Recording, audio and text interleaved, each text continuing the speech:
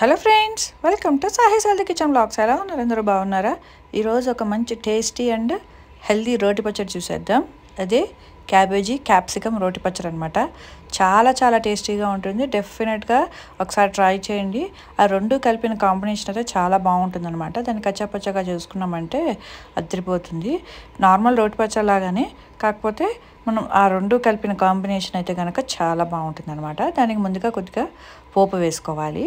ఆవాలు, మినపప్పు, అలాగే కొద్దిగా శనగపప్పు, ఒక చిటికెడు మెంతులు, అలాగే ఎండుమిరపకాయలు, కరివేపాకు, కొత్తిమీర. మనం నార్మల్గా పోపు ఎలా వేసుకుంటామో అలాగే అవన్నీ వేసేసుకొని పోపును వేయించుకోవాలన్నమాట. అది వేగిన తర్వాత నెక్స్ట్ స్టెప్స్ ఏంటో చూద్దాం.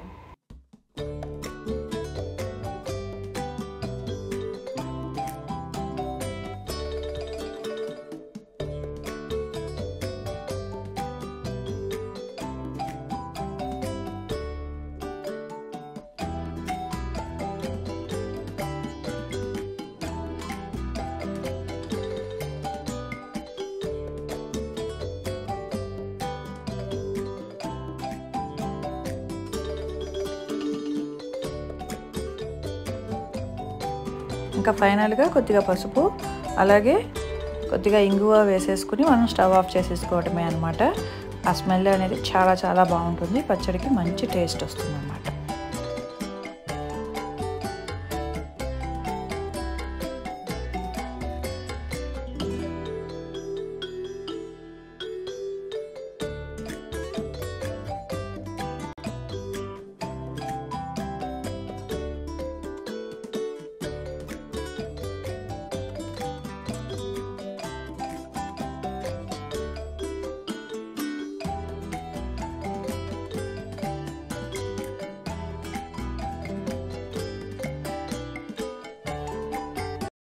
పోపు అంతా మనం ఒక చిన్న బౌల్లోకి తీసేసుకొని తర్వాత అదే బాండీలో కొద్దిగా ఆయిల్ వేసేసుకొని క్యాబేజీ అలాగే క్యాప్సికమ్ని ఇందులోకి వేసుకోవాలన్నమాట. క్యాబేజీ ఇలా సన్నగా కోసేసుకొని అలాగే క్యాప్సికమ్ మీడియం సైజ్ ముక్కలు కోసుకుంటే సరిపోతుంది. తొందరగానే మగ్గిపోతుంది అనమాట.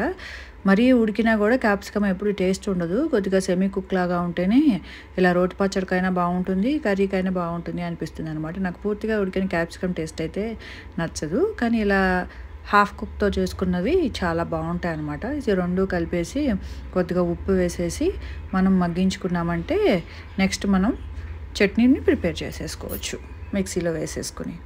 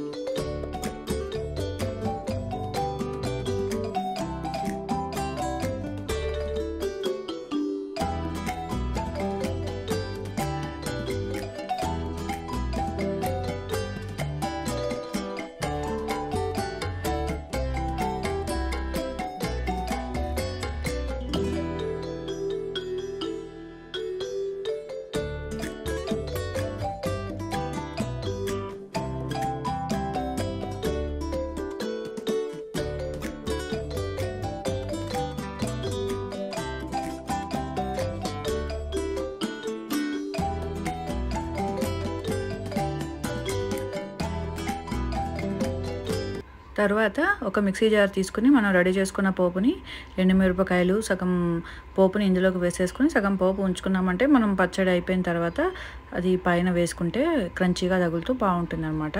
తర్వాత మనం పోపుతో పాటు కొన్ని వేయించిన పల్లీలు వేసుకుంటే ఈ పచ్చడికి చాలా చాలా టేస్టీగా ఉంటుంది అనమాట. డెఫినెట్గా ట్రై చేయండి. ఇదే దీనికి మంచి టేస్ట్ వస్తుంది అనమాట. ఒక గుప్పెడు కన్నా తక్కువ, ఒక హాఫ్ గుప్పెడు మనం పల్లీలు ఇందులోకి వేసుకున్నామంటే కనుక చాలా టేస్టీగా ఉంటుంది. డెఫినెట్గా ట్రై చేయండి. ఈ రెసిపీకి అయితే ఇది చాలా బాగా సూట్ అవుతుంది అనమాట. అలాగే ప్రోటీన్ కూడా మనకి యాడ్ అయినట్టు ఉంటుంది కదా. సో ఇలా క్యాబేజీ క్యాప్సికమ్ పచ్చడికి పల్లీలు అనేది ఎక్స్ట్రా టేస్ట్ వస్తుంది అనమాట. మనం ముందే వేయించేసుకుని పక్కన పెట్టుకోవచ్చు, లేదంటే మీరు కొద్దిగా ఆయిల్ ఎక్కువ వేసి పోపుతో పాటు వేయించుకున్నా పర్వాలేదు. సో మీరు డిసైడ్ చేసుకుని అలా కావాలనుకుంటే అలా చేసుకోవచ్చు. సో ముందు వీటన్నిటిని ఒకసారి మిక్సీ పట్టేసుకుని తర్వాత మనం చింతపండు రసాన్ని ఇందులోకి వేసుకోవాలన్నమాట. కొద్దిగా చూస్తున్నారు కదా ఇంత కంటెంట్ చింతపండు రసం వేసేసుకుని, నేనైతే ఒక హాఫ్ క్యాబేజీ అలాగే ఒక క్యాప్సికమ్ తీసుకున్నాను.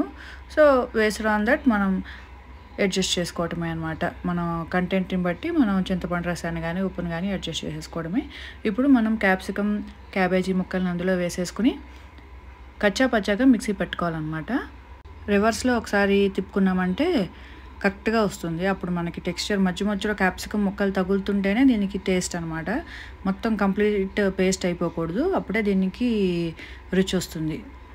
అంతే. ఒకసారి మనం ఇంకొకసారి అలా ఒకసారి రివర్స్ చేసేసి వదిలేసి మళ్ళీ నార్మల్గా పెట్టేసుకున్నామంటే కరెక్ట్గా వస్తుంది అనమాట పచ్చడి. రివర్స్ తిప్పి కూడా ఎక్కువసేపు తిప్పేయకూడదు, అప్పుడు కూడా పేస్ట్ అయిపోతుంది. ఎందుకంటే క్యాబేజీ ఈజీగా మనకి పేస్ట్ అయ్యే ఛాన్సెస్ ఉంటాయి కదా. సో అందుకు ఇలా మనం కచ్చా పచ్చాగా ముక్కలు తగులుతూ ఉండేటట్టుగా పేస్ట్ చేసుకోవాలన్నమాట పచ్చడిని. తర్వాత రెడీ చేసుకున్న పోపును దాని మీద వేసామంటే టేస్టీ క్యాబేజీ క్యాప్సికమ్ పచ్చడి రెడీ అయిపోయినట్లే. డెఫినెట్గా ట్రై చేయండి, చాలా చాలా బాగుంటుంది. ట్రై చేసి మీకు ఎలా కుదిరిందో నాకు కామెంట్స్లో చెప్పండి. Thank you for watching. Subscribe కూడా చేసేసుకోండి మరి. Thank you.